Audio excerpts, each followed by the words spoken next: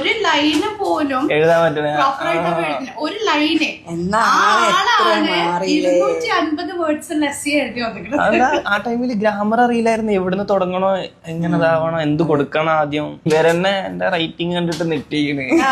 മാം ഒരു ടോപ്പിക് തന്നെ എനിക്ക് ആ ടോപ്പിക്കിനെ പറ്റി എഴുതാൻ പറഞ്ഞു. എനിക്കെന്താ എഴുതാൻ പറ്റണേ, ഞാൻ അതും വെച്ച് ഇങ്ങനെ ഇരുന്ന് എന്താ എഴുതാ, എവിടുന്നാ തുടങ്ങാ, ഒരു ഐഡിയ ഇല്ല. വന്നതിൽ ഒരുപാട് മാറ്റം. ഇന്ന് മുഴുവൻ ചേച്ചിയോട് ഇംഗ്ലീഷാണ് സംസാരിച്ചത്. ചേച്ചി ഓൾക്കതിന് തിരിച്ച് മറുപടി ഇംഗ്ലീഷിൽ പറയാൻ പറ്റാത്ത മലയാളത്തിലായിരുന്നു. ഇവൻ വേറെ പ്രശ്നമുണ്ട്. ഇവൻ ഇവിടത്തെ ക്ലാസ് കഴിഞ്ഞ് വന്നിട്ട് ഇന്നെ പഠിപ്പിക്കായിരിക്കും. മനസ്സിലാവണല്ലോ എങ്ങനെയുള്ളത്. ഇവനോട് ഈ മലയാളം മീഡിയം പഠിച്ചിട്ടാണ് 5 മേടിച്ചല്ലോ, വലിയ കിട്ടലാണ്.